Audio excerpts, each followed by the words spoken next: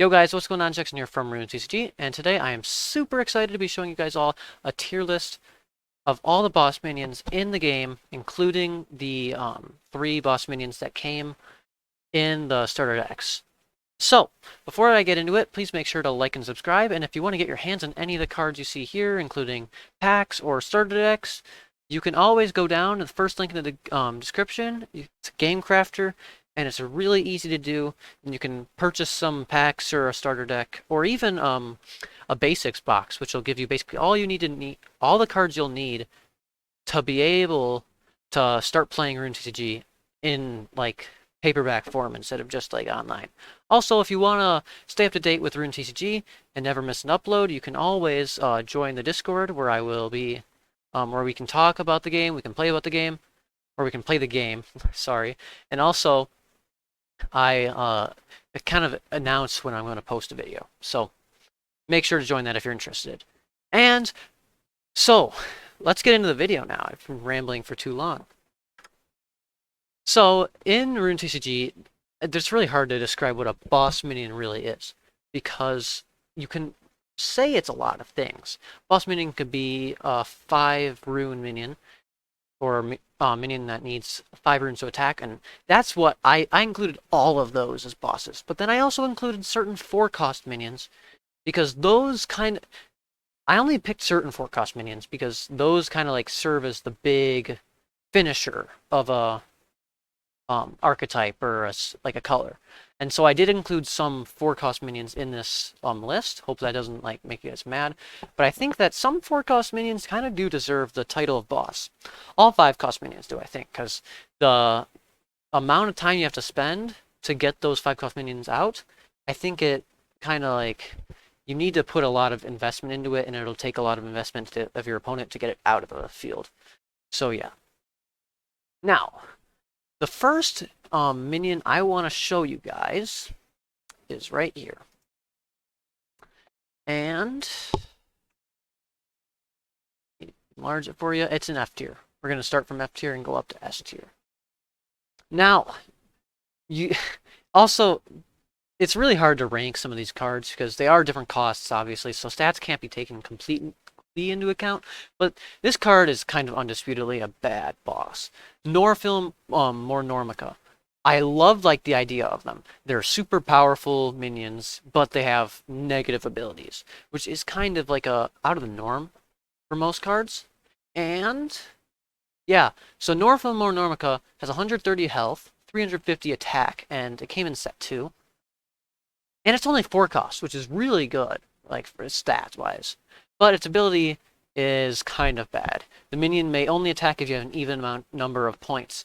And so this hurts Norfilm Normica because your opponent can kind of play certain minions to keep you on even points, and basically make it so More Normica cannot attack. And that's really unfortunate, and that's why it's an F tier. Because personally, I think most minions in Rune TCG, especially boss minions, are actually pretty strong. So you might think, oh, that's an F tier. There can't be like a big difference in between tiers. And yeah, that's like probably up to C tier. I don't think there's that big of a difference. But after C tier, the B, A, and S kind of have a clear advantage over cards like this. So the next card, it's another set 2 card. Enlarge it for you. Moracrux Z. So, this is a really interesting card because it has way worse stats. Like, these are normal stats for a 4 cost. Like, 225 health, 175 attack. And, yeah. So, kind of in set 2, a lot of the archetype bosses have, like, these weird abilities that they basically just search your deck for more minions of that archetype. Like this one, when this minion attacks, search your deck for a Moracrux minion and put it in your hand. So, like, I don't think that's that great of an ability, and I wish I could have changed that when I made it, because I feel like a lot of them have that. And so you'll kind of see more set 2 cards are in the bottom tiers. But I think it's pretty interesting because normally when you think of sets, their sets kind of power creep over each other a little bit. That's really not the case, I don't think. So the next card, we're going into E tier now, is a set 3 card, which is an interesting case. Alumbe. And Alumbe is kind of cool. So, Alumbe is the first 5-cost minion on this list, which is interesting because there were 2 4-cost minions before that, which means this card is just better than those. And I think Alumbe is, because it just has a little bit better stats and no ability, which means it isn't hampered by certain things. And certain like boss killer cards, they only really kill them because they have an ability, which most bosses do. And so Alumbe kind of counteracts that, and it's just like a no cost card. And I think it's just okay. Probably D tier is when I think they're viable or okay. B tier is viable in a deck. And so yeah. Also, if you ever pull any of these cards in a pack, don't feel like super bad, because like I said, I think all these cards are pretty good. Next up on the list is another set 2 boss. And I promise you there are a few very good set 2 bosses. And this one is Lefreki Harpocurpus, and it's okay. So it has way more health and a lot less attack. But if you know Harpocurpus, you know attack doesn't really matter. Because the whole Harpocurpus strategy is to use your health to attack, which is a really interesting game mechanic that I wish I could explore more in future sets. And so Lefreki Harpocurpus is really tanky for a 4-cost, and its ability is once per turn you can search your deck for a Harpocurpus minion and put it in your hand. And this is better, I think, than Morkrux Z's ability, because you can use it every turn no matter what, even if Lefreki isn't even as your active minion. Which means you could have a few of these guys just sitting on your bench, and then you can be drawing so many extra Harpocurpus like cards that are actually better. And so that way I think that kind of keeps the engine going, but it's still an E tier because it's not that great of an ability, to be honest. Next, we have another set 3 card. Maybe I made the set 1 cards too strong, because we haven't seen any yet. I don't think so. Puppet Master, though, is really interesting. It's a 5-cost card, and its ability is kind of what makes it a 5-cost card. The first time this minion is attacked, that attack does 0 damage. And that's just insane. Like, it's just a free attack. Infinite health for 1 attack. And so Puppet Master's really strong for that. But it also has pretty weak stats otherwise, and I don't think it's that great of a card to be running, like, to actually win you the game. I think it's more of a stall-y card, and for that reason I can't really recommend using it. Unless you're stalling in a healing deck, which are pretty strong. So next is our first starter deck card, the Alcardus Gorilodon. And so the Alcardus Gorilodon has okay stats. 200 health, 150 attack, and it's a 4-cost. So do with that what you will. I don't think its stats are amazing, but if Alcardus Palace is in play, this minion gains 15 HP and attack for every Alcardus minion in your discard pile. I think compared to the other 2 bosses and the other 2 starter decks, I think this is just so much worse, because the other 2 are way higher up in the tiers. Spoiler alert. They're very strong. But I think this can win you the game, because it's a 4-cost, first of all, so you're not using a third of your rune deck just to charge up this card. And so I think it's still pretty viable, and that's why it's in D tier instead of E or F tier. Next, we're going on to C tier, and there are 3 minions, as you can see here. And here's our first real set 1 card. Izathra Cobra Overlord. And so I think Izathra is my first attempt at a 5-cost card, obviously. So you can't really judge it too much, because it has 250 in both stats. It's an ultra rare, and its ability says this minion cannot be affected by item or environment abilities, which hampers it sometimes and helps it some other times. And so I don't know. There's really not much to say about him, because there's another 2 like him from set 1, because I didn't really make that creative of set 1 bosses. And so next is, and that's why they're just in C tier, because they're not viable, but they're not terrible. Like, you can't really say that they're bad. So now it's Dridden Sky, King of Dragons. It's the same exact thing, except it's just a red minion. And I think I kind of rate his author a little higher, because black, I think, is a little bit better of a type or a color for boss minions. But I don't know. It's kind of up to discussion on that one. Now, we can talk about the final card in C tier, Planta Giant. So, Planta Giant has 200 health, 275 attack. So worse stats than the other two in C tier. But its ability, I think, is so much better. Because when this minion is killed, shuffle all runes attached to this minion back into your rune deck. And this is so incredibly strong. Because it's a 5-cost minion, which means you need 5 runes for it to be able to attack.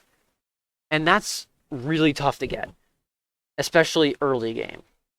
In most decks. Green decks, maybe you can get more boss minions out. But Planta Giant, when it's killed, you get to shuffle the runes back into the rune deck, which means you didn't just waste a third of the runes that you needed for this guy. Because you only have 15 runes in your deck. And so Planta Giant is pretty powerful, I think. Next, we're going to move on to B tier.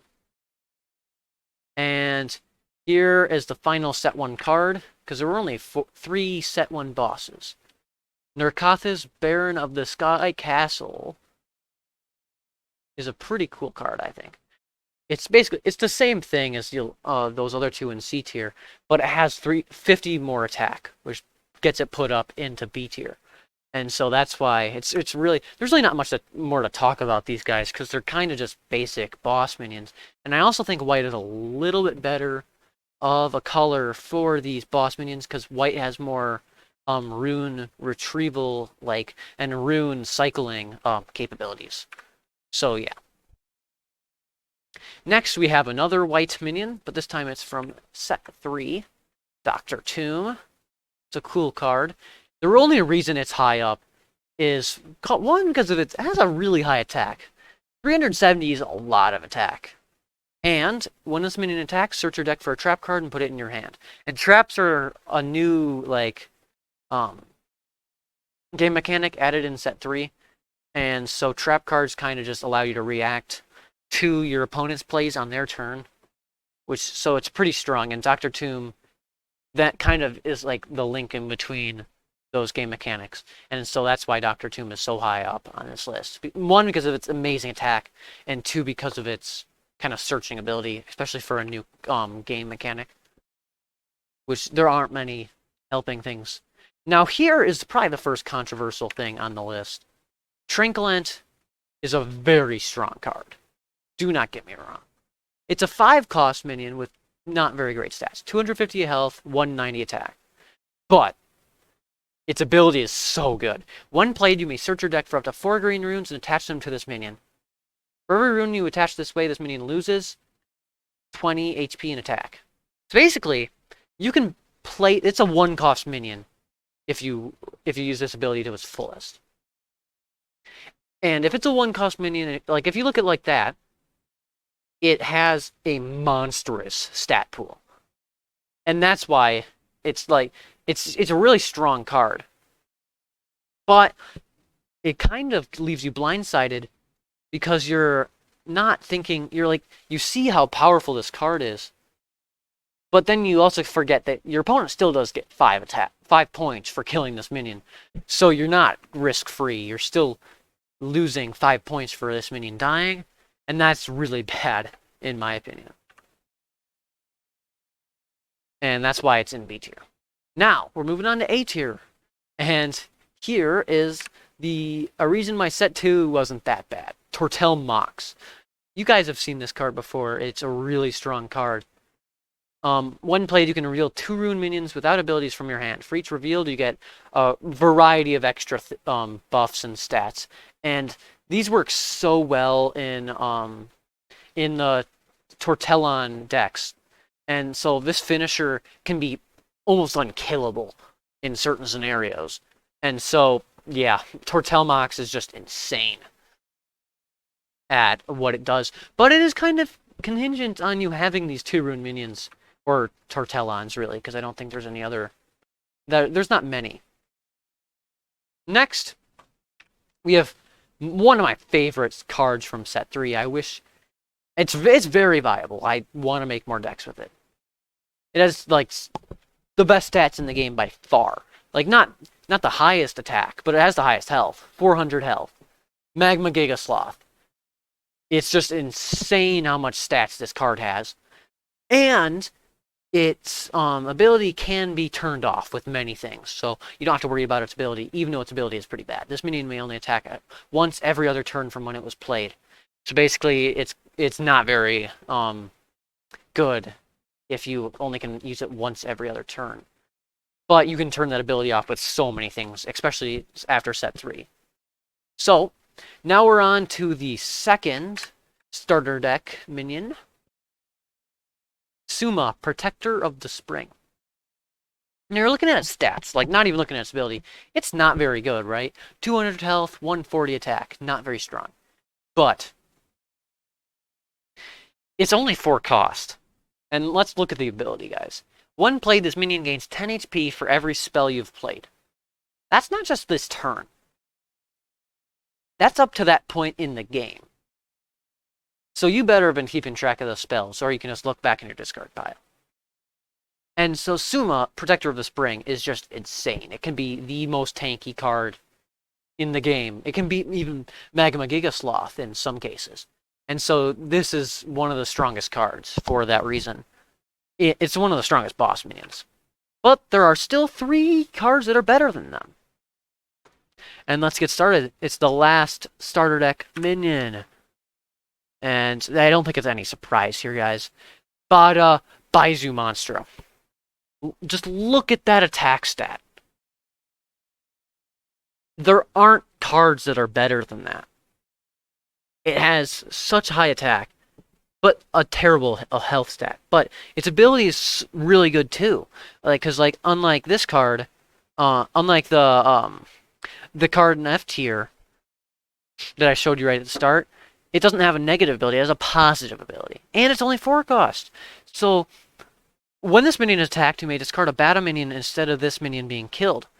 So basically, you can sack other cards to make it so Bada Baizu Monster doesn't die. And this minion cannot be damaged by spells or abilities, which means Bada Baizu Monster kind of is like invulnerable to a lot of, or like blue decks in general, to be honest. So Bada Baizu Monster is really strong, guys. Next, we have the Avatar of Color. And this is the only orange boss minion in the game. And orange is, if you haven't really been keeping track of Rune TCG, orange is the newest color added in set 3. That can, and basically what the color does is it can use any rune to attack. It doesn't matter what rune it's using. And so the Avatar color is really strong because it's a 4 cost that just has amazing stats. 300 attack and 200 health. That's really good for a 4 cost, and so that's why it's there. It doesn't have an ability, so it's not susceptible to certain cards. It's just a better Alumbe in every way. And that rhymed. And now, the final card of the tier list, and probably the strongest, is Megaloviator of the Deep. And it's part of the Deep archetype. And it's a set 2 card, so that's why it's part of an archetype, because set 2 is mostly based on archetypes. And it has 210 health and 315 attack, which is already really strong. Maybe not for a 5 cost, but it's pretty strong. And its ability is where it shines. Because whenever an of the Deep minion's ability is used, draw a card from your rune deck. Yeah. You can basically, if you have 2 Megaloviators of the Deep, you can cycle all these abilities, and you can just get so many runes from your rune deck that you'll have all the runes in your hand. Like, you can have all 15 in your hand, and then you can basically play whatever you want. And so that's why his card is so good, because of that kind of broken combo, I guess. But it is kind of hinged on you having 2 5-cost minions on your bench, or on your active, one in your active slot and one on your bench, which is pretty dangerous considering it doesn't have that high of health. And it's still a 5-cost minion, so if it dies, your opponent gets 5 points, and that's a lot. They're already a third to winning then.